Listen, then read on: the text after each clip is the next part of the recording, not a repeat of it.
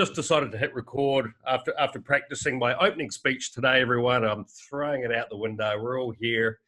We're here to have a nice time and educate the public on the tokenization of everything. Isn't that right, guys? Let's do it. It's going to be a goodie today, actually. We've got three fantastic guys in the space. Obviously, this has been a Bitcoin channel. It will continue to be so, but there's so much more happening in the industry, and effectively the tokenization of everything is on the way. So really, this show will be interesting to you if you're looking for investment opportunities, if you want to learn a little bit more about what that's all about. And also, you know, if you're a gamer, even a YouTuber, we're going to be looking at how tokenizing what you do is a possibility now. So with us today in the top left corner, Vesa, welcome back, sir. It's been a while. Thank you so much. Good to see you, brother. Good to have you. Stefano, good to see you again, sir. Hey. And Dunstan, Hey. man with the inside knowledge. which is a slight concern, Dunstan, because a couple of months ago you told me that there was going to be a new flu coming out of China. Yep. And you just saw it. I just saw it today. So Yep. Thanks for that, buddy. Well, I will try to be a bearer of good news, maybe in 2021. Well, fortunately, right after I got sent that, I also got sent this, so I thought I'd have to share it with you guys. Life isn't that bad when you've got cats eating ganja and walking around on their front legs. I think the world could do with a little bit of that. You know, there seems to be a little bit of upset going on somewhere in these parts. So maybe just a little bit of ganja and chill wouldn't hurt too many people. Exactly. So smoke them if you've got them, people. But do not feed ganja to your cat on purpose. So look, another fascinating thing is pyramids. Pyramids. Oh, yeah. Vesa, I'm going to throw it over to you. What have you been up to? I've been transferring some of the, what you could only call, perhaps from a certain perspective, ancient wisdom, some of the things that we might have forgotten about our past, and what might be valuable about some parts of the world that where we don't usually look for solutions in a certain kind of way. And I've been a self-confessed pyramid head for a long time, and I even struck up a friendship with a Emmy Award-winning documentary filmmaker, an Egyptologist called John Anthony West, some time ago, and he made a documentary in the early 90s called "The Mystery of the Sphinx." They loved cats as well, didn't they? The Egyptians. Yeah, they really, and hieroglyphs. So they were way ahead in their emoji game of all of us. We're just catching up. And so basically this guy, he took some things that were not so much in the mainstream of interpretations of things, and he, with a scientist who's a geologist, went to prove that the Sphinx actually has water erosion on it. And yes. they caused quite a bit of a stir, and a lot of these claims that are quite fantastic seem to start to check out from multiple different points, like that the Sphinx points to the constellation of Leo, and it's actually, the whole thing is built like a massive time clock. The Giza whole plateau, as well as the Karnak temple, which is a massive build. When you take a bird's eye to it, you look at it from above down, it's actually in the shape of a man. This is this theory that we've had ancient civilizations well before we sort of acknowledge, right? Yeah, and it's something, and of course, with that whole thing, it's a very curious field, because all of a sudden you also have sparkly fairy, unicorn, crystal sort of beings, and a whole bunch of things that come with it very easily. So in order to go about and do a field exploration, it's good to have one foot on the ground, no matter how high the other one seems to be levitating with ancient tools. And it's a curious field, but it's super inspiring. And I can only tell that should anyone be interested in such a thing and find some information that isn't complete tinfoil hat type of thing. One documentary on YouTube called the Revelation of the Pyramids is a very good one, because it's all about just math. It's very much just see for yourself and make up your own mind what you think of all of this type of thing, and very sort of dispassionately displays what the argument of the so-called alternative interpretations of what's going on with these ideas. Like, for example, that there's 200 pyramids in China, which was something that was a little bit of a new thing for me to discover even just a while ago. And it's an endlessly inspiring thing to figure things out of where we're going in the future, and what the past that we might have forgotten about it has to contribute towards a positive future. Because I'm not going to the past just to sort of revel in nostalgia. It's to try and discover some gems that might be helpful in order for us to figure this mess out of where we are. And one of the things that I did with this very, very fantastic French young guy called Ogar, who's an expert builder in the Cryptovoxels, this sort of virtual reality space, where you can own land and you can sell NFTs, you can build up your own digital galleries, and you can do these fantastical little cars that you sort of fly around with. And it's the future, folks. And it's on an Ethereum based platform. Yep. And he on built that me. On that note, I'm just going to stop you just there quickly, because NFTs, we need to let's explain to people out there who just have no idea what that is, because obviously very much the show is about that. How would we explain an NFT in very basic terms, guys? Would some of the other guys want to take this one? Dunstan, you want to jump in there? Yeah, this should be easy. NFTs are just, think of them as digital collectibles. They are one of a kind each. That's it. Digital collectibles. One of a kind. Okay. Each one of them is unique on its own. That's it. Right. Yep. Okay, very good. Usually when you use that word fungible, nobody has a clue what that means to begin with. So when you say non-fungible, so which is why I explained a non-fungible token, but now you know it's just a one of a kind. Yeah, totally layman. It's one of a kind. That's it. Every one of them is unique. Very good. Right. So we got the basics out of the way. Sorry, Vesa, please continue. Oh, no worries. You're a one of a kind. Thank you very much, sir. In good and bad, I suppose, is the truth of the matter. So with Ogar, we built because the measurements and the mathematics inside of the pyramids, you could interpret it as some sort of a message for future generations, and there's a bunch of very, very interesting stuff that the documentary goes into. And basically, we made the digital pyramid, the Great Pyramid of Cryptovoxels, is made with the same measurements as the Pyramid of Giza. As it is appropriate with Egypt, there's many secrets. There's a lot of mystical stuff going on there, and it doubles as my art gallery, because essentially 12 years ago, what it is that I started doing is that I figured out that through body painting, photography, and Photoshop, and a bunch of these digital innovations, I could come up with maybe a sort of new way of putting together an art concept, and also how to price it. And all of this stuff was just waiting for crypto to come along to help solve a bunch of problems that I had already like 12 years ago. And it's been a fantastic journey now that it's here. So I've not tokenized many of my art pieces yet, because also there's a bunch of things like who are the collectors, which collectors have liked what, and what's perceived valuable, and the bridge between the legacy art world and this art world right now that is emerging in the crypto space.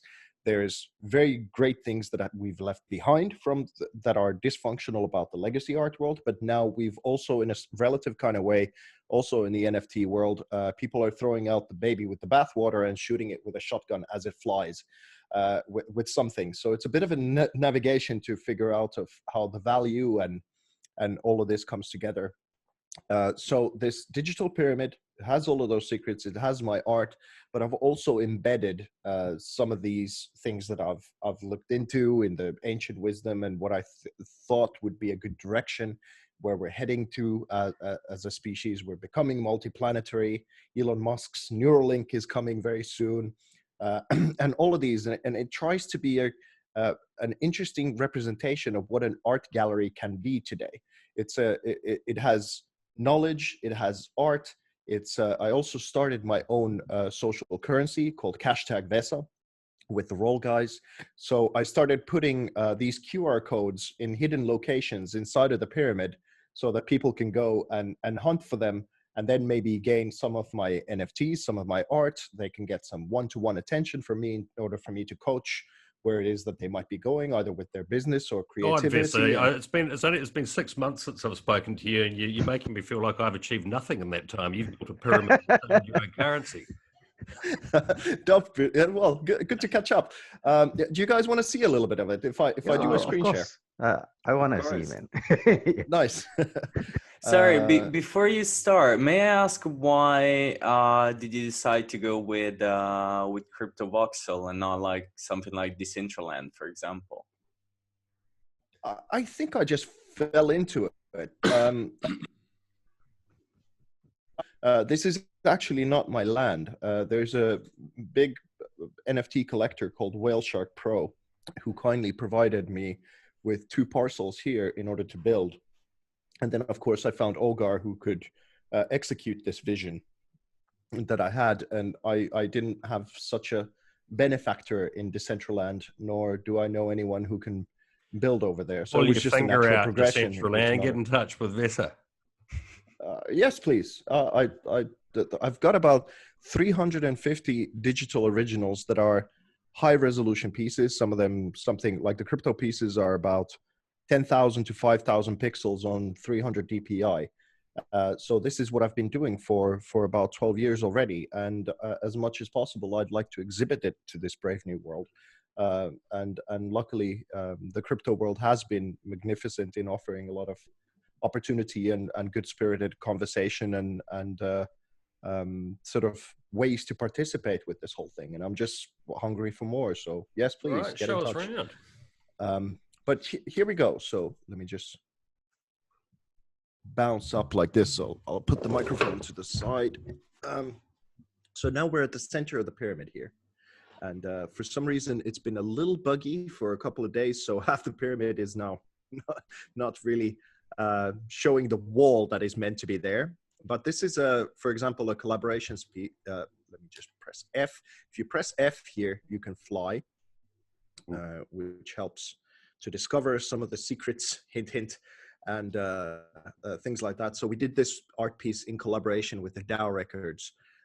These fantastic guys. I mean, they're doing hip hop and they're doing blockchain, and some of the music that we've heard about the blockchain thus far has been, if I'm entirely honest, a little bit cringy, as well as the values of hip hop world can sometimes be a little bit about gold chains and rubbing butts up against faces. So these guys are very, very unique in a sense that their music is top notch, as well as that they're in on the blockchain whole thing. So they're a rare breed. And so we made this one-off NFT, which is just a unique collectible on the super rare platform that spans the last 5,000 years of history. And then, of course, with the Cryptovoxels innovation, the digital pyramid is there, as well as the Giza pyramid, and all of these discoveries from the ancient world and how they relate to our future is in this one art piece, as well as the track rights. So with this purchase, it's not been purchased. It's actually no one's even made an offer yet for it, even though So on that note, I mean, obviously something I want to cover in this show is to really explain to people who maybe aren't as technical as you guys. I mean, how does somebody, obviously you create physical art, talk us through how exactly what you're saying here. I mean, how does somebody go about buying into what you're doing? I mean, I know for a fact the value of your art is certainly going to go up. You've been hugely successful in the space. Talk us through the real practicalities of somebody wanting to make what you could deem an alternative investment in some ways, and how has the NFT sort of come into that whole thing in addition to your physical pieces, which these are? Give us the real basics. How would my mum's going to be watching this? Explain it to her. Right. Well, traditionally, you have an artist like me that has pieces that look a little bit like mine. How they're usually done is just a paintbrush. So I started making them with photography and Photoshop and painting and body painting and all that kind of stuff. And then I had a problem of needing to bring them into the physical world. Even though it was a digital original, I needed to print it and limit the editions, as photography is generally limited, or these kind of mixed media things are limited to 6 or something like that. So I started doing that in various different ways. And for example, this piece, if I can turn around and show you, on the wall here is about 2 meters by 1 meter. It's originally printed to canvas from the digital file. And then I started painting on top of it with acrylics in order to make them like truly unique. And they, people started liking them, paying decent amounts of money for them. And I attached a concept to it called stable art, which is that the price of them is tied to Bitcoin. So it's 1 Bitcoin now, and it'll be commercially bought for me. It'll be 1 Bitcoin in 10 years as well. So I reversed the logic of the market to showcase the scarcity as well as the value of the art and what you can do with it as an investment class type of idea. And of course, my career spans now as a professional creative 20 years, about 12 years as a mixed media artist. And but it was very bizarre because in one way the true originals are the digital files that take a lot of work in order to put together, and that without any of these, like you say, that an NFT is just a unique digital piece that you can assign the value and know the authenticity. And for example, if you go to Christie's and Sotheby's, up to 50% of their catalogs can be faked, because it's that difficult to make sure that an art piece is authentic and coming from the source of where people are saying that it is. And it's a real mess with sometimes with the physical pieces, especially with the dead artists and so forth. So now with a crypto platform solution, let's say like Super Rare, I'm a verified artist there. I've been whitelisted to upload my pieces and sell them on their marketplace. And that means that you absolutely know that it's coming from me if you buy it direct from my sort of ID from Super Rare, for example. So you can 100% know that it's authentic. Then secondly, you can know that I can only make one of them.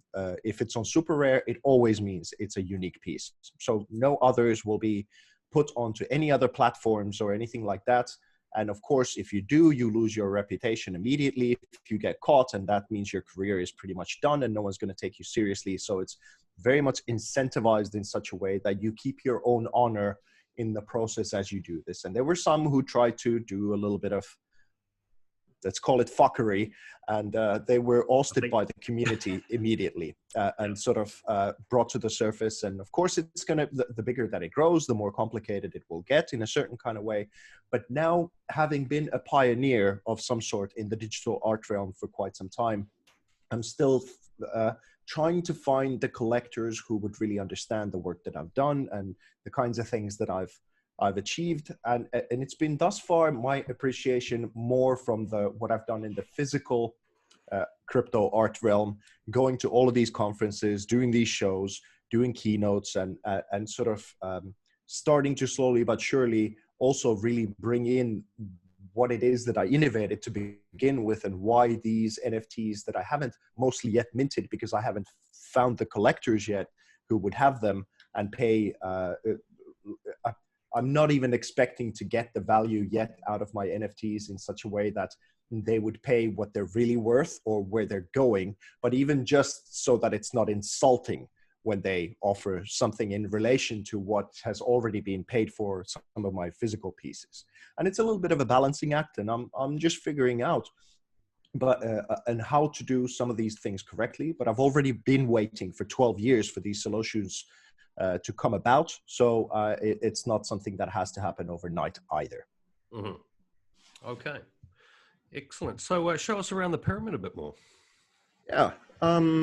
For example, to go into a little bit before even the art, this was something that we did together with Bad Crypto podcast guys, Travis and Joel, who've become dear friends.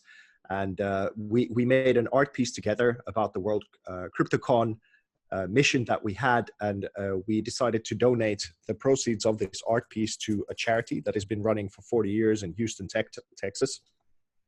And we started gathering signatures, now digital signatures because of Corona, but physical signatures into this art piece before. And it's pretty much the who is who of crypto who've endorsed this project with their signatures. And we're trying to get over $1 million for this piece directly donated to the wallet of the charity called the Houston's Women's Center that fights against domestic violence, with a very good track record for some time. And we set it up in such a way that once the Houston Women's Center confirms that they indeed have received over $1 million into their crypto wallet, then I will send them this art piece as well as the ownership of the digital original, out of which this physical one-of-one that has acrylic paint and all of these signatures is attached to. So it's a very unique project, and I'm very proud of it. It's been a lot of fun, and we've been doing this for it was September 2018 when first Ronnie Moas, Maxine Ryan, Vinnie Lingham, and Charlie Lee signed it. They were the first ones live on stage, and that's one thing. There's some other pieces here that relate more to the pyramids. Like, for example, I mentioned John Anthony West earlier, the Egyptologist. He sadly passed away a couple of years ago, but this is his daughter that I body painted here in Helsinki when we did a collaboration. And so it's named by John. And of course, it's something that is very special and dear to me and has a specific story. So all of these art pieces, they not only represent the story, but especially with our body painting ones, they come with the story of that human being and how they relate to the bigger story of humanity and thus forth. This was an art piece called Fork and Flip, and I'm ever so pleased to say that it's the first one that sold all of the physical 3 repaints. So that edition is now closed. The last one was bought by Tone Vase. And this piece in particular is special for the fact that some time ago, there was an article, the first article in Forbes about the crypto art movement.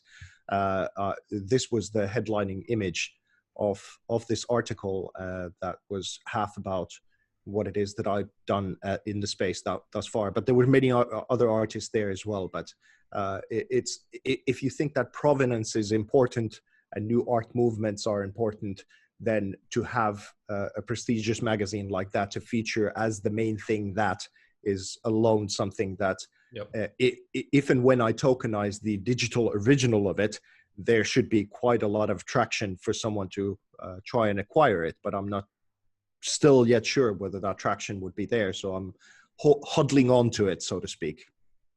And this is, of course, our mutual friend, Didi. Didi Taihutu. I body painted him at the Litecoin conference in Las Vegas, and it became about his life and his contribution to the space.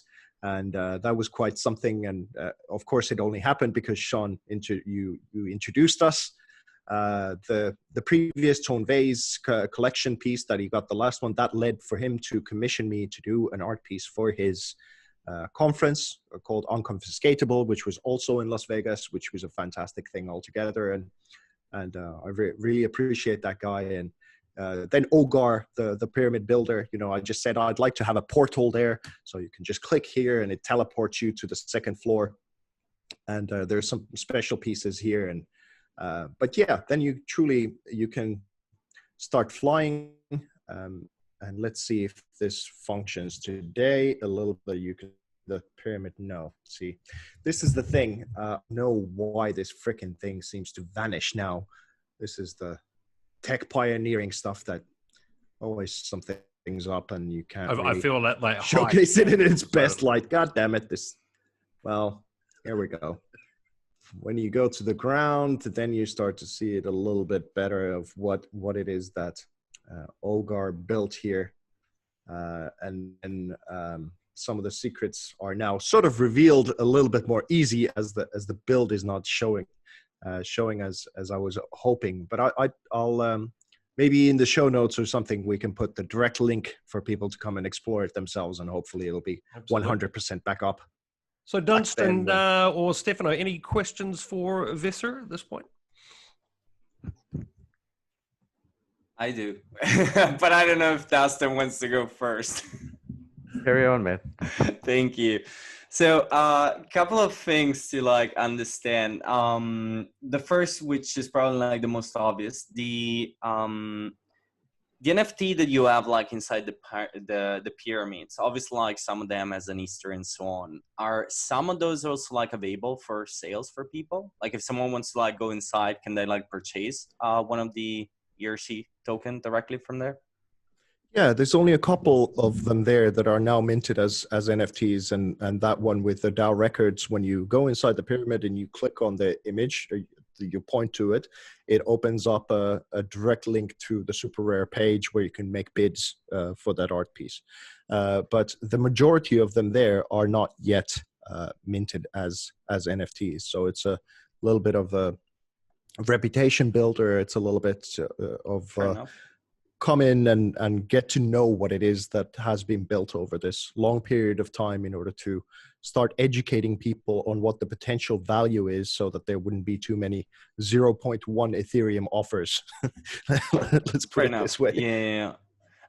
Which actually like bring to the second part of that, because you mentioned that there is also like the physical copy of that. Like hypothetically speaking, let's say that I go inside the Pyramids, or I go like on a website and I purchase the digital copy of that, which in reality is the original, because like it got created as a digital copy first, and then like you got printed or whatever you did to like create the physical copy. Do you also send the physical copy? Are there like more than ones of the physical copy? Like how does it work on like the real world, the physical world type of side of the NFT? Right, they're separated. So if you buy an NFT, excuse me, that doesn't come with any physical. I did an experiment with one piece that was about Litecoin, where I offered some of the layers, the physical acrylic layers that were also sent to this guy who bought it from Japan. But other than that, from that experience, I just sort of learned that there's quite a few people who don't really care about the physical ones, and combining them together is actually packing quite a lot of value into one thing. So I do sell the physical ones separate, and you have signed prints, canvas prints, then you have the repaints, which are order of magnitude more expensive, and then there's one unique metallic emulsion print that is the highest tier, that is a one of one of that series. So physically, out of that one image, yes, there's various different products in the physical realm, but up until now, I haven't done anything but one of ones in the NFT space. Actually, no, that's incorrect. With the blockchain art exchange, there are some pieces that are limited editions, and they're very affordable. They're around the 1 Ethereum or 2 Ethereum bracket or something like that. It's fair enough. Because like I think that like personally, obviously, if I'm getting like on a situation where like I can get the NFT and as well like the physical copy, and that copy becomes like the only one limited. Yes, it's partially like a certificate, but the certificate is in the NFT. You're the owner, so the inventor, so you can print as many as you want of the physical copy and so on. But kind of like, it's true, it becomes like more expensive, but it also becomes more valuable for all the people that are not relating to like Cryptovoxel, Decentraland, and kind of like all the non-fungible token world. Like if I have my mom coming over and be like, hey mom, I just bought this, look at that from my screen, my mom is going to be like, did you got nuts, or like did you decide to like go completely bananas with your money and stuff like that? Which obviously like there is a big difference in like the knowledge, the sectors, the industries, and all of that. While if you get like a physical copy on that, it becomes like much easier. And it's like, it's the certificate kind of that proves that I bought that thing over there. Sure. Just like food for thoughts, obviously. Well, I did put the very first ones, the physical ones, all the prints that I've sold, they're also verified on the blockchain. But to be perfectly honest, at this point, without having some sort of a DNA spray that you can put on these prints, it becomes problematic, because when you give people a certification of authenticity and as an NFT, they might just trade that certificate out and not sell the art piece. And then all of a sudden you run into all of the traditional sort of problems that you run in the art world, which I hope some of the physical problems will be even more effectively solved. There's now already a bunch of different DNA, these sort of authenticity companies that are emerging that are starting to solve that problem, like really. But you're always playing catch up. It's a little bit like cops and robbers. The cycle is never ending with the innovations in technology and that sort of a thing. So with the crypto authenticity, I offer it, of course. But since you're buying it directly from me, I don't have a lot of galleries representing me anyway. It should at least be in the first generation very obvious that you're buying the real thing. Fair enough. And So- I'm hoping it progresses as we go along. So Dunstan, I know you're a big gamer, and recently I've been hearing about the some of this. I guess it's an NFT. The crossover, I think, is an engine recently, where these things within games are accruing value. And I know, Stefano, you've talked to me about what your company does. You also think it's an offering that gamers would be interested in. If you, both you guys, maybe starting with you, Stefano, if you could talk me through a bit more about NFTs, tokenization, Stefano, what your company does in that realm and how it's applicable to the above scenarios I've just mentioned.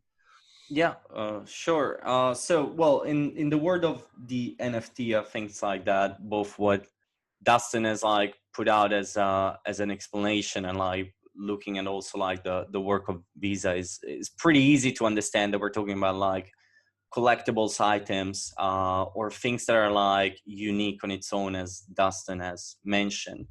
That thing means that like you can bring that to basically whatever you feel can actually like use in the digital world. So we're talking about like obviously hearts, as we've seen.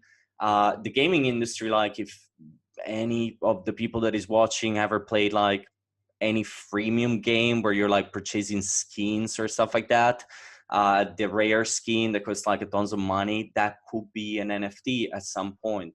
If you're playing games like World of Warcraft and stuff like that, like a powerful weapon and stuff like that, those could be NFT as well.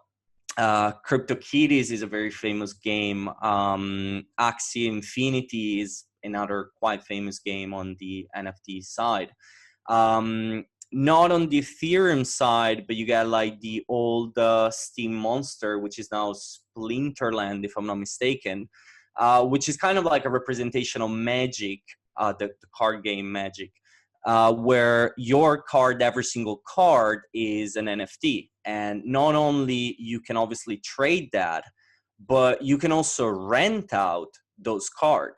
And so maybe people that are joining like a tournament, they can rent out those cards, pay your fees, go to the tournament, win their prize, and then they just like pay your fees because they rent your cards for that.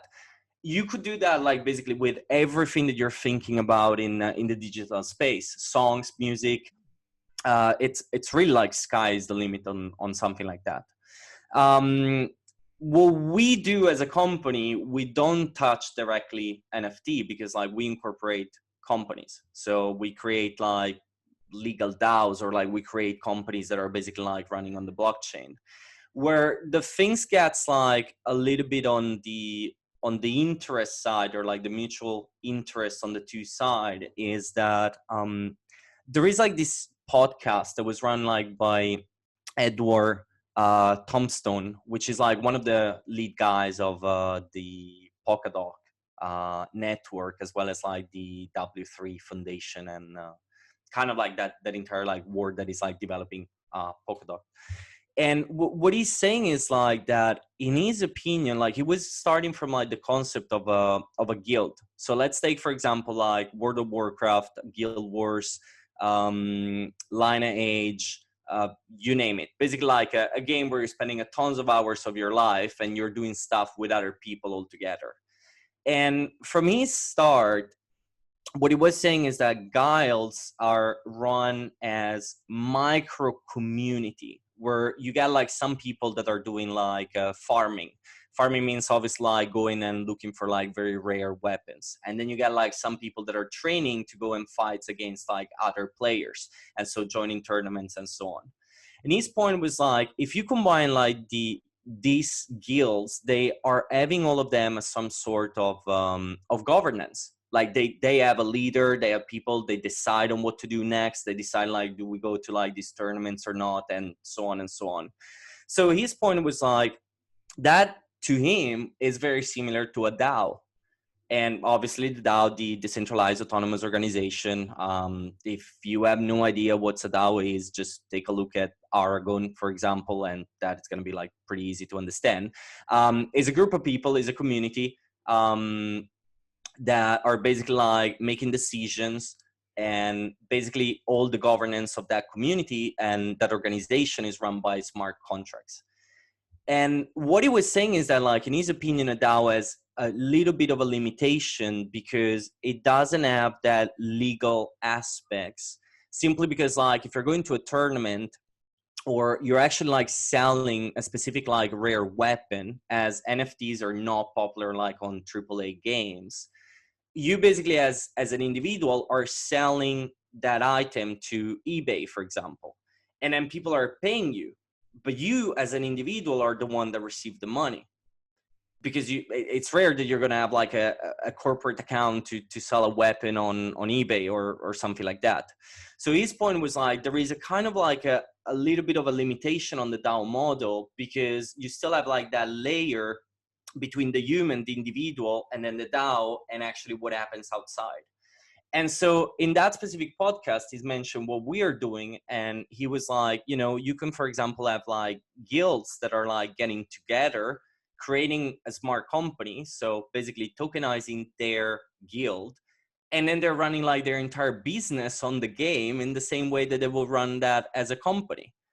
But you can think that in so many different areas, like, for example, Twitch streamers, YouTubers, D-Live streamers, Instagrammers, whatever, basically. You're getting like into that concept where you can tokenize your persona.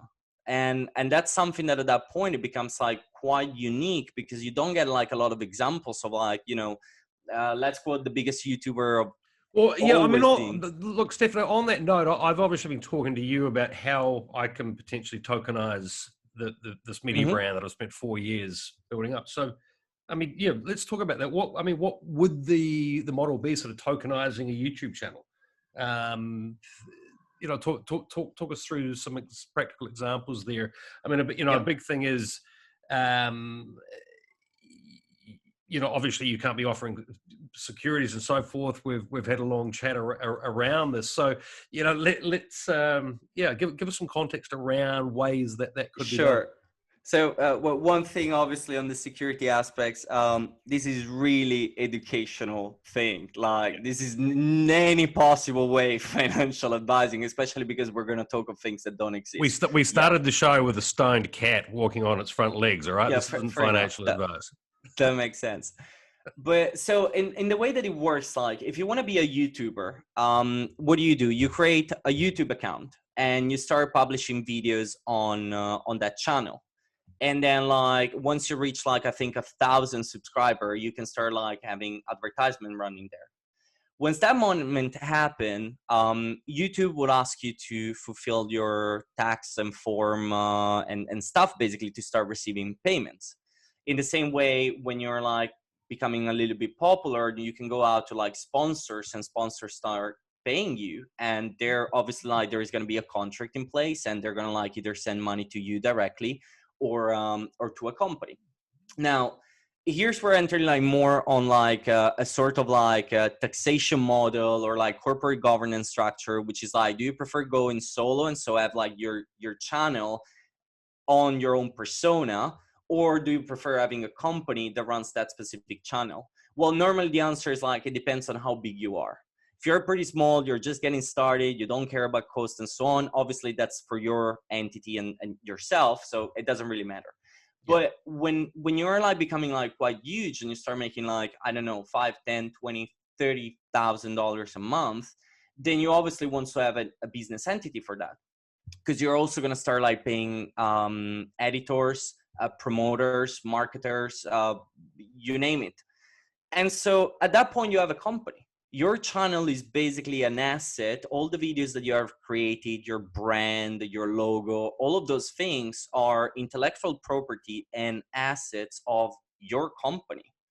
So at that point, tokenizing the company becomes pretty easy, because it's not really rocket science. You don't have to do anything on the YouTube part, because the YouTube assets are already inside the company.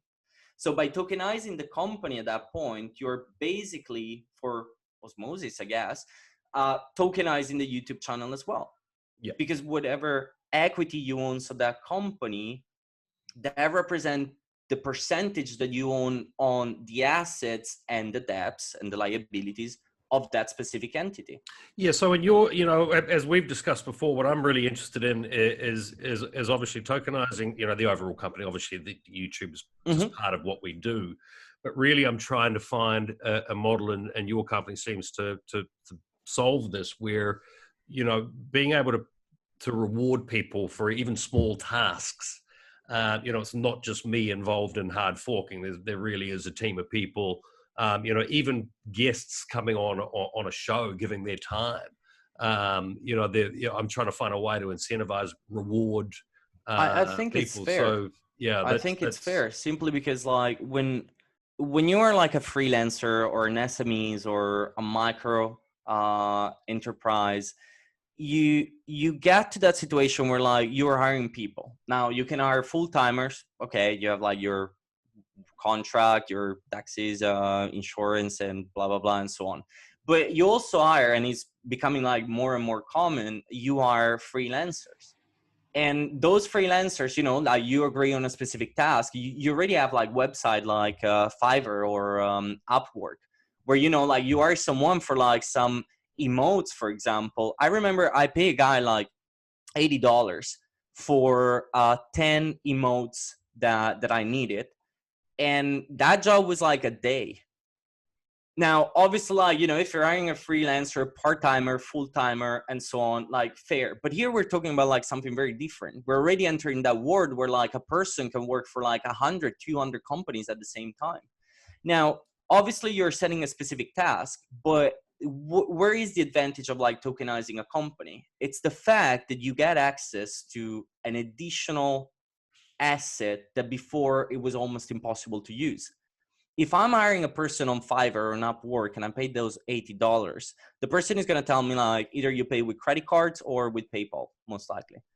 In your specific case, because you have tokenized your company and you have equity of your company, you can even say like, do you prefer credit cards, PayPal, or shares of my company?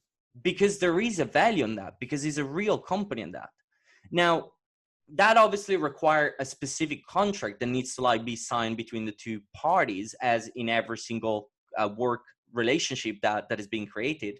But nothing is stopping to do something like that. Everybody, any single person that is working a startup knows exactly how common it is to have like salary and equity based on like the time that you're spending there. So in this specific case, what you could do is, for example, like, when you have an host coming in, and that's very common when you're like very popular in a specific sector and people are organizing offline conferences.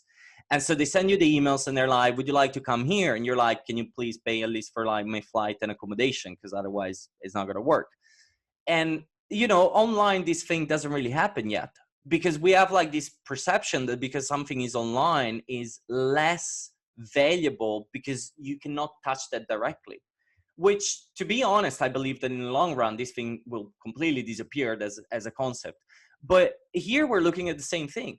You get in contact with the speaker and it's like, hey, you know what, because you don't have to like run to an airport, take a flight and so on, I can either pay you to be an host for like half an hour, 1 hour and so on, or I can actually compensate you with the shares of my company. You are paying for their services. They're not guests at that point. You're not giving them shares for free.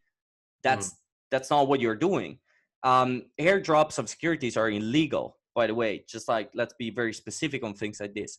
But if you're actually like you know, texting an email, sending an email to someone and be like, hey, would you be okay to like mention my product on your Instagram story? Influencers charge you like $2,000, $3,000, $5,000 for something like that. This is pure marketing, nothing else. The big advantage on tokenizing something like this is that not only you have the cash, but you also have that equity that you can use to increase the brand and the awareness of your own product. Yeah.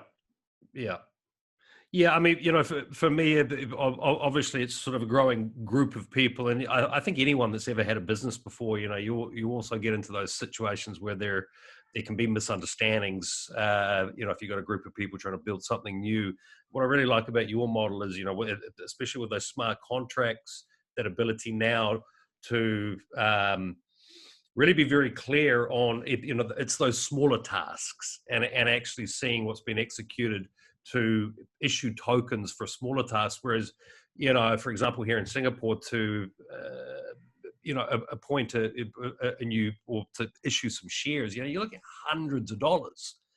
From what I understand with your setup, you know, there can be 1 million shares, and to issue a few shares to somebody, talking a couple of dollars. Yeah. So it really makes it quite doable. You know, if I want to give Dunstan you know, some shares for coming on the show today, bang, that's you know, very doable, etc. So I'm quite excited about that, and you know, that real sort of tokenization of everything really is here, isn't it, guys? It is. Yeah. It's also like one bracket on that to like kind of like closing that circle on like really everything. For many people that like never heard about NFT before, and obviously like by looking at the demo of like Cryptovoxel, it seems like, you know, we are in the early stage. Decentraland works exactly in the same way. It's pretty laggy. But so we're like really getting started on something that could potentially be like enormous or being a huge flop. We don't know yet which one is going to be. But even with that, you got companies that are really like going a next step type of thing, such as like, for example, Niftex, which fractionalize the NFT per se. Now, when we're talking about like, you know, a card or like something that might cost like $5, $10, this is easy. But for people that are not familiar, like you might actually want to look up for things like, for example, CryptoPunks. Now, CryptoPunks are very famous in the space because they are the first NFT. And some of those goes easily for sales for like 10, 15, 20, $25,000. That's not a sum that like a person is like in their pocket and be like, oh yeah, let me buy this piece of art for like $25,000. No. And so you already start having companies that are taking like this NFT, putting that in a smart contract, fractionalize that, so people can actually start joining things like that as well. Yeah. Like, I mean, on that note, I've actually been talking to a company who are creating NFTs of endangered animals, and then auctioning these off. And you know, they've got it's just A-list celebrity after A-list celebrity that are involved in this project. So you know, when we're, you know, looking at what Vesa is doing, seeing a project like this, I don't think it's going to be a big flop. But as you say, we are very early, so it's, you know, quite exciting to really, you know, it's quite difficult to wrap your head around it. You mentioned, you know, your mother coming in and looking at a screen, going, "Hey, I've just bought this." What? So you know, it's a change in sort of thinking for a lot of people, but we are in a digital world now. Dunstan, you know, do you want to unmute yourself and sort of give us your thoughts on where it's all at? Well, I come from a professional gamer background. I was the one who actually built a factory selling digital assets, especially World of Warcraft accounts. And our modes of transaction was Bitcoin, and that was so many years ago, man. Yeah. So yeah, of course. Then we went into other MMORPGs, so accounts, so digital weapons, and so on. And I swear, millions of Bitcoins actually went to the company accounts, man. So yeah, I should have kept all of them. Yeah, but. Yeah, and those were days where Bitcoin was like 3 cents all the way to 30 cents, man. But yeah, so Looking at this, right? I mean, I'm a fan of collectibles. If take a look behind. Yeah, I like collecting stuff. I have my Transformers. I in Warcraft, I was in one of the top 3 guilds in the world, and my character has so much assets on it that people actually ask me whether or not they can buy the character of me for $500,000. Damn. Yeah, so you get what I mean? Because they could have never gotten a character like that. And if they got in the game late, they would never have gotten all those decorations, all the collectibles that the character would have gotten. There is no way. Because you can't go back to old dungeons, you can't go back to like old guilds and have all those achievements that a character would have. So to me, right, NFT is like a more tangible way a gamer can have collectibles. In a sense, I mean, I like my physical collectibles, but I also like my digital collectibles a lot. If you see the way I play games, right, I need to complete like every bloody achievement in the stupid game. I know the feeling. Yeah, I need to collect every damn thing out there in that stupid game. And just imagine every of these things are now highly tradable. And they are unique only to my character at first. The level of interest that the gamers would have, right, would be immense, because now at least with the NFT, I can say that it went on a character, my character Dunny, for instance. It came from Dunny, and it moves to another character and so on. But at least it was there. You see, there is a form of permanence when blockchain is involved, and that is something that the gamers have been looking at. Because in the long run, right, like World of Warcraft, right, we spent like 10 freaking years playing the game. Yeah. Yep. I have, sorry. Yeah, carry on. Oh, no, just to something that relates to what the both of you are saying, Stefano, as well, about the first of all the mother point of what if your mother comes and says, "Have you lost your mind, son, putting your money into this?"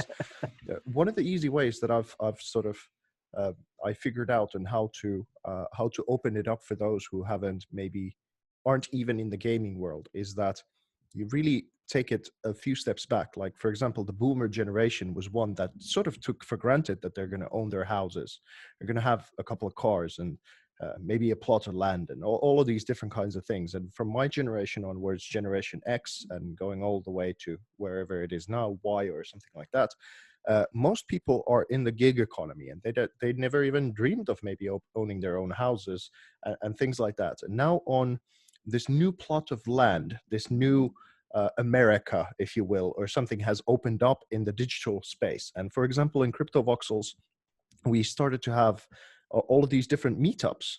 One of the things that the Pyramid is wanting to be is a place for the community to meet up and showcase whatever it is that they're wearing on their avatars, like these new sneakers. There's now $150 sneakers that people are wearing on their digital avatars that are probably some of them start to be more expensive than the Yeezys. And all of the psychological factors that people like to showcase in their physical world, whatever it is, that your yachts or your beauty, your wealth, whatever, your collections, all of these are directly now transferring to the digital realm one-to-one, or if not even in the more fantastical sense. So this is the new conquest. This is the new frontier that people are going to discover, this new wealth and all of this stuff. And once you have a meetup, or you have your own pyramid in Cryptovoxels or something like that, whether it is to attract the attention of someone you might want to impress in whatever kind of way, then all of a sudden you can just, inside this digital realm, you show, this is my collection, this is what it is. And in one way, it's nothing but the same as someone's invitation to come to your house. And that's where you start to unravel the psychology of why you might want to have these digital collectibles. And now is the time to buy them, because even profoundly valuable things that people like myself, I know how valuable these things will be once people figure it out. I'm now willing to sell them for very, very reasonable prices, just not stupid prices, in order for someone to benefit massively, in order to say in like 5 years that when they've built their own I don't know, inverted pyramid, and they have a television for a head that they can showcase to someone who's green and upside down, that's my collectible up there, and people it'll blow their minds that you have them. But this is the opportunity to precisely get in, because it's not intuitive to most people yet. Right. Yeah, it is the same, man, with magic cards, right? I was a Yes. magic card collectible collectors. I actually, my first business during secondary school was actually buying and selling of magic cards. When the internet first came out, I actually sold magic cards to the Americans. I was so happy, man, because I had cards that they couldn't get. So, yeah, so that was a business model, you see. So anything that is scarce, no matter how retarded they are. I know, trust me, because I started coming into Bitcoin 11 years ago. It looks retarded to anyone and everyone at any point of time. And 3 years ago, I didn't even dare to tell people that was exactly what I was doing. Because why? It seems really stupid to people. I didn't need, like, people to add their comments and so on.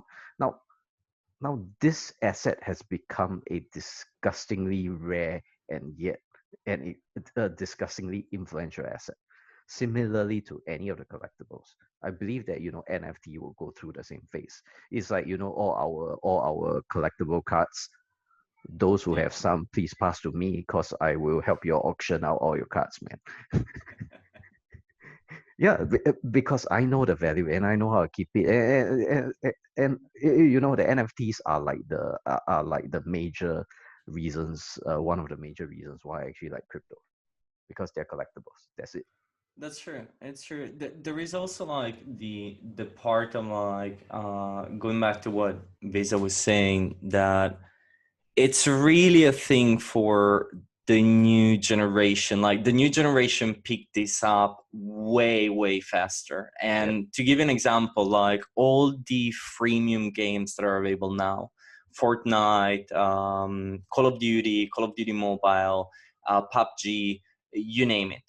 And the thing is that like you get like the battle pass, where like you're paying like $4 or $5 every single season, and a season could be like 2-3 months or something like that. And the only reason why you do that is to gain skin for a specific weapon or a character. It doesn't change anything to the experience. It doesn't make you stronger. It doesn't make you like better at the game, more powerful. It's not like the classic, you spend more money like you have in something like World of Warcraft, like you buy the super rare weapon, like you are actually having an average compared to all the others. Here it's really like, it's just the skin, the costume, nothing else. And the new generation finds that as something like, yes, it's who is the best on a game, but he's also showing off. And what Vesa was saying about like, I can bring that person to my pyramids and be like, this is my art collection on Cryptovoxel is 100% true. I totally agree with you, but to like a lot of my friends, it seems like absolutely ludicrous, something like that. It took for me time as well to like realize that there is an incredible potential on something like that. I trust the psychology part, because I would like to think that I'm not susceptible to really sort of dumb stuff.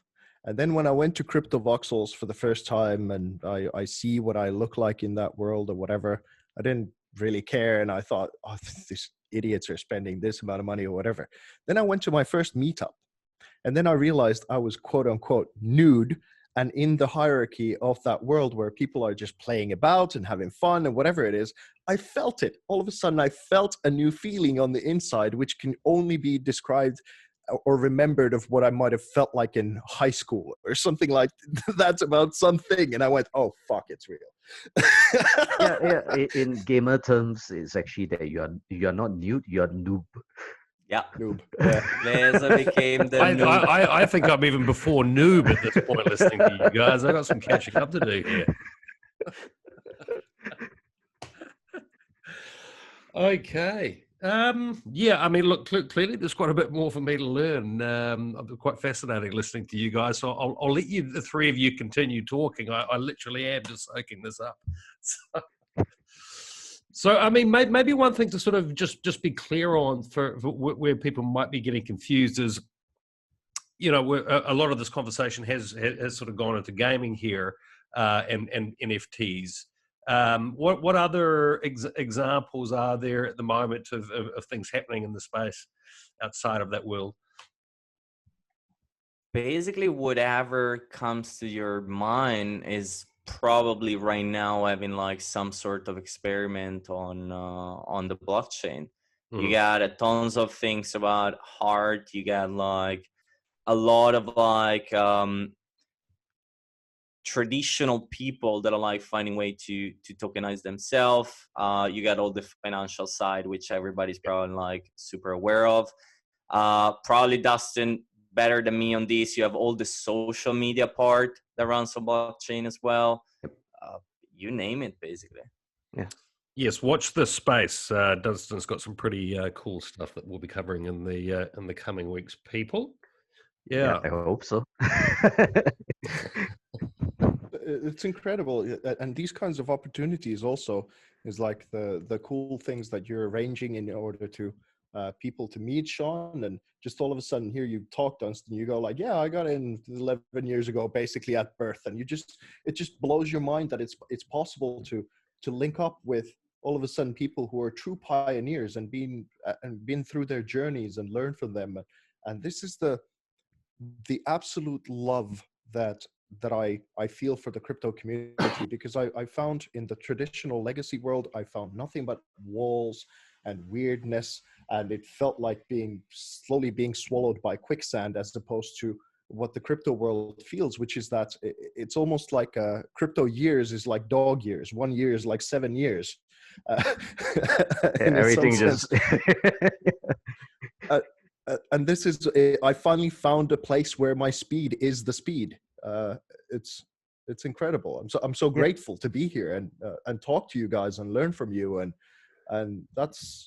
it's a blessing. It really is. yeah, it's always a pleasure having you on, Vesa. I really like what you're doing in the space. I mean, obviously we're trying to keep this channel very much away from, you know, the top 5 coins to 5 billion, which dominates crypto media.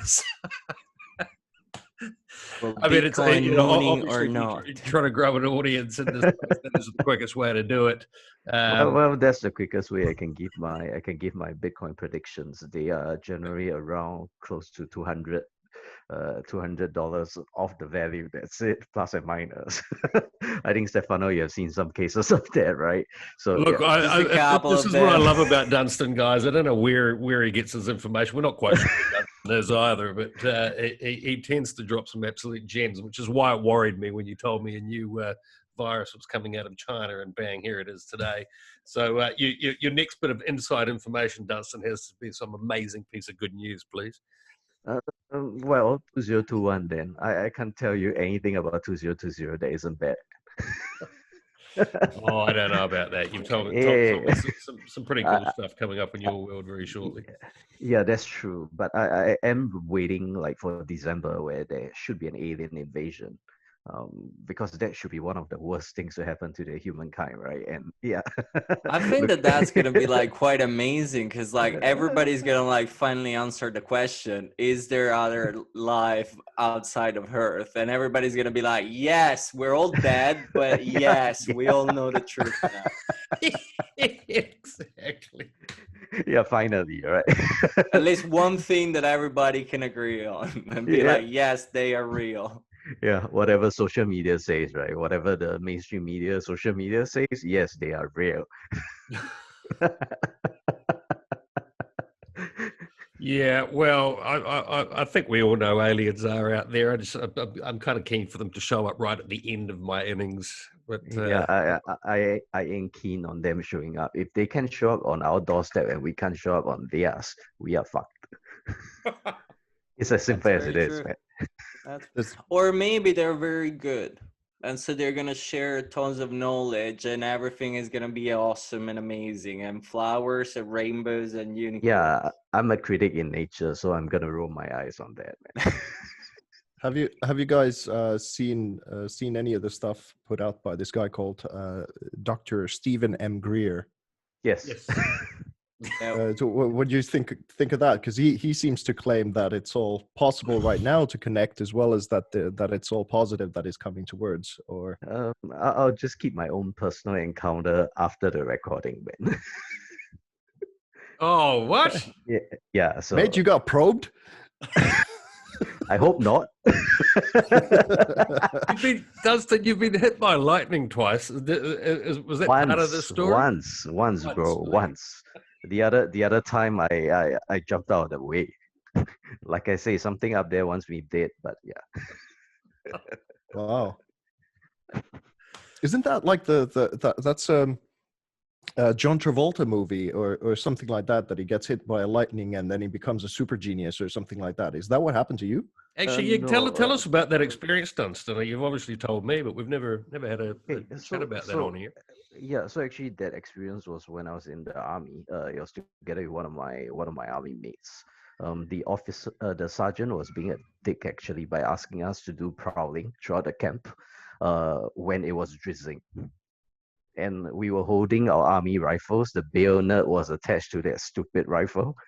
I'm like a lightning rod, man. So when we went to the top of a small little hill at one of the places where we were supposed to prowl, then suddenly there was a bright light and obviously I blacked out. I don't know what happened to my friend. But when we were found or when we woke up, I found out that we were struck, or they thought we were struck. And yeah, and for 3 days I couldn't sleep. I was just extremely active and extreme. I mean, there was a bit of like charred smell or something like that. Most probably the hair burnt off. But yeah, so but I couldn't sleep for 3 days because of that. So that was fascinating, but I don't think I want to go through that again. So the second time, when it happened, when I felt the same static feeling, I jumped away. Jeez. It was just instinctive. Yeah, that's it. Wow.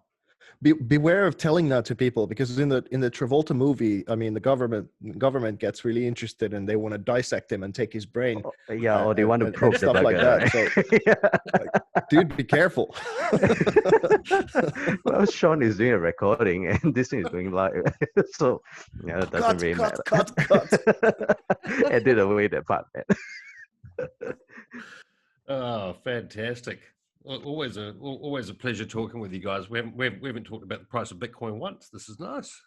Very refreshing. And now, the moment that everybody's waiting for. Top 5 coins to 5 billion. Top 5 coins that can move. We should give some reference points. What companies should we be looking at in the NFT space? Who are the biggies? What projects, more to the point? NFTs? Yeah. It depends on which side you wanna look. Well, for estate and so on. In context of what we've been talking about here, obviously. So for obviously Cryptovoxel, and the other super famous one is Decentraland. Yeah. So you got like your parcel and you build things on top and you can store things and etc. If people are interested in like trying to buy something or like figure out like a long list and so on, OpenSea is a marketplace for that, and they have like tons of like projects listed. The most famous, I think, like is still CryptoKitties, which it's supposed to be a game, but it's not, or if it is quite boring. So let's consider that as a collectibles. I don't think it's a game, man. But that's the thing. But they market that as a game. But I don't know what you really play on. You're not playing. You're just trading, man. The kitties don't even evolve. Why don't you start Bitcoin pussy, Dunstan? Yeah. Oh, that would be awesome. Actually, I'm gonna get my friend to go and buy the domain name. For the game side, I would say Axie Infinity. I find that like being pretty nice. I like it a lot. And if you want to go away from like the Ethereum space into the Hive blockchain, there is definitely Splinterland. And then maybe if you want to like go a little bit on like R&D type of things, a little bit more advanced, there is like the Niftex, which was exactly that company that is doing fractionalized ownership of NFTs. To me, at least, like to throw some names.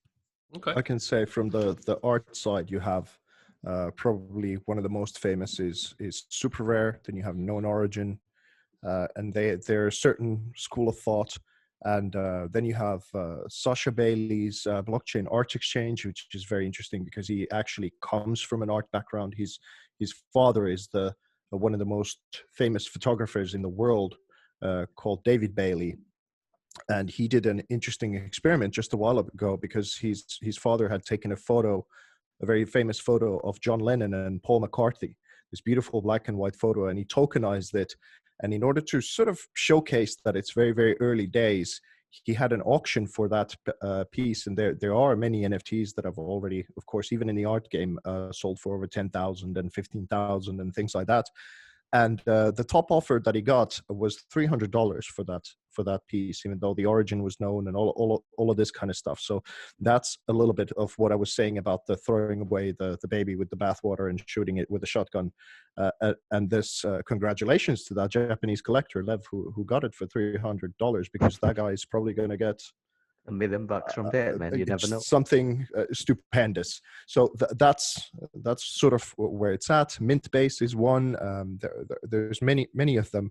But I suppose it's that thing of where to tokenize and where to showcase. It's those two different things, as Stefano, like you're saying, is that those two big places are the future in some sense of why you would have them in the first place. And then you have to get into buying a plot of land or get someone giving you the rights to use it, it is a rabbit hole and it's sort of laborsome, but whoever wants to do that labor of love now benefits exponentially as opposed to those who come in when it's really, really easy.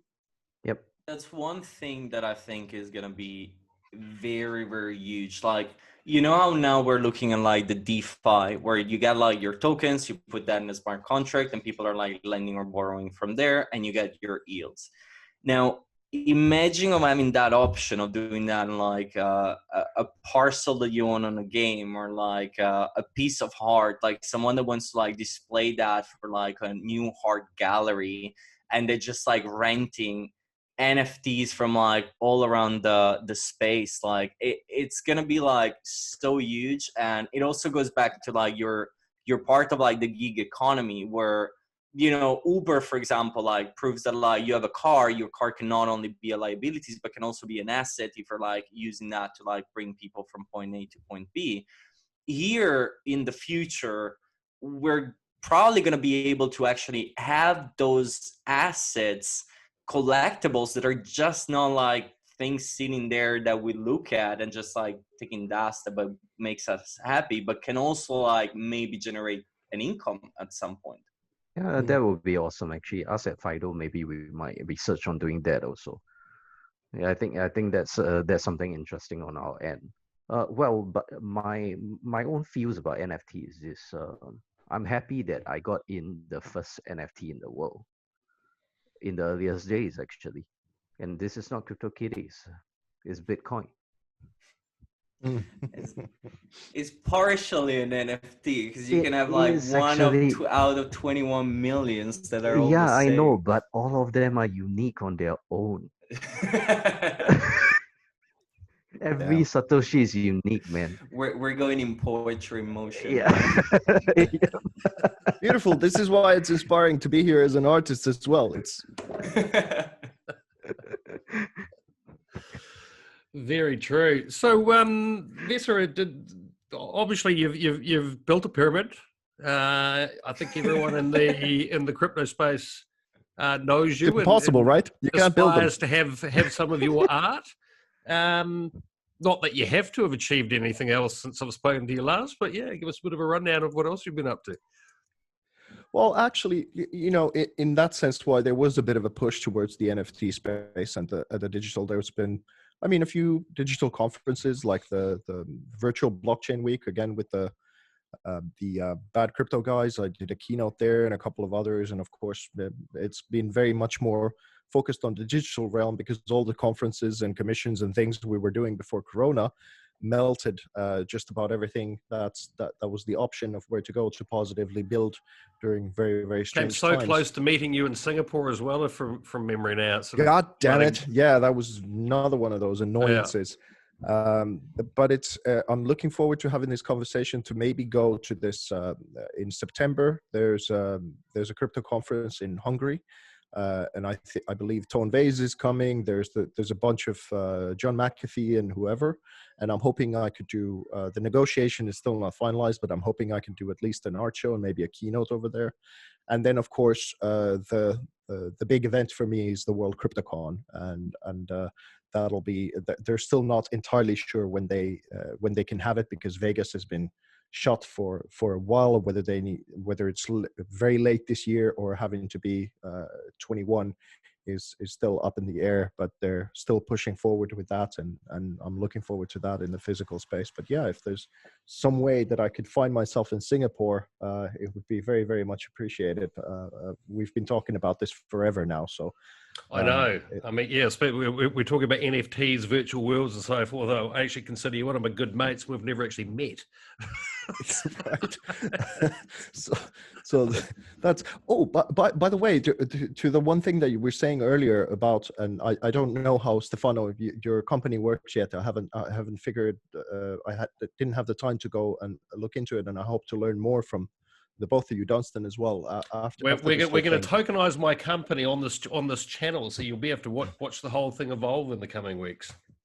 Well, we can do the first experiment, if you don't mind. It's just something that I thought when you were saying all of that stuff, because I did my own social currency with Roll, and it's sort of ready. And I started doing these experiments with the pyramid. Like, for example, I hid one QR code in a quite a difficult place, and it's a QR code that 3 different people can get 1,000 Vesa when they just hunted cool. where it was. And I tweeted it out, and it took less than an hour that all 3 were claimed.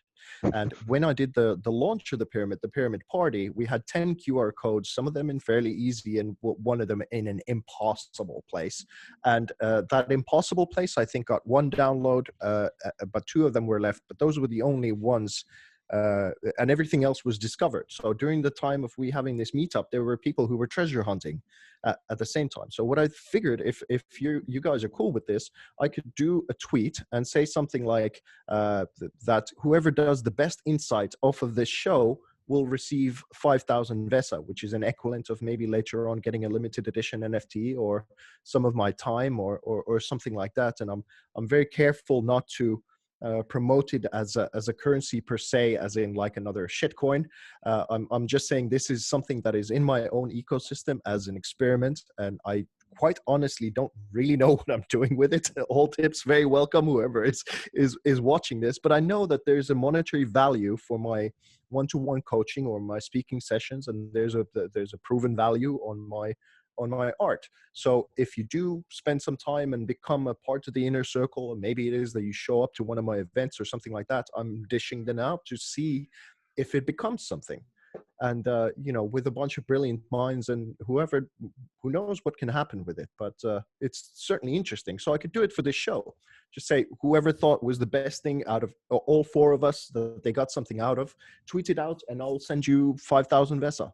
Maybe that's yeah. Let's see if that works, and maybe that'll work for you. That would be super cool.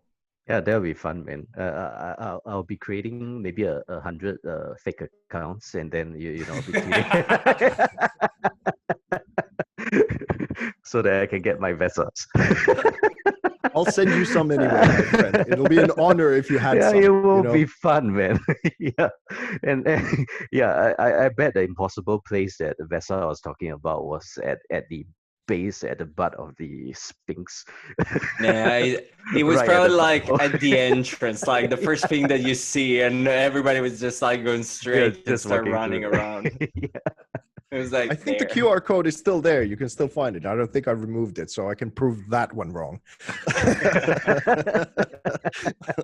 Surely the cat eating marijuana is going to get the vote. But we'll see. Maybe I think I'll put I think some Dun- marijuana I up think on all three of you guys are probably going to have lots to discuss in the coming weeks. I know some of the obviously got a bit of an inside track on what Dunstan's up to, and certainly for both Stefano and Vesa, you guys have got plenty to talk about. But yeah, follow this channel, people, and you can watch it all unfold over the coming weeks.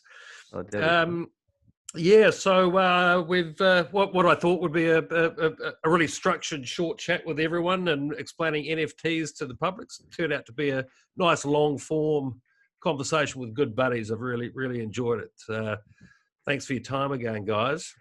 Yeah, Thanks thanks to you. everyone. Yeah, Good to meet well, everyone. let's all catch up again in the next week or two, and I think, as I say, I know some of the cool stuff Dunstan's about to do here, and we'll talk about that offline and show it to the world in the coming weeks. There's Vesa, and you've definitely got a good conversation coming up, I think, on that front.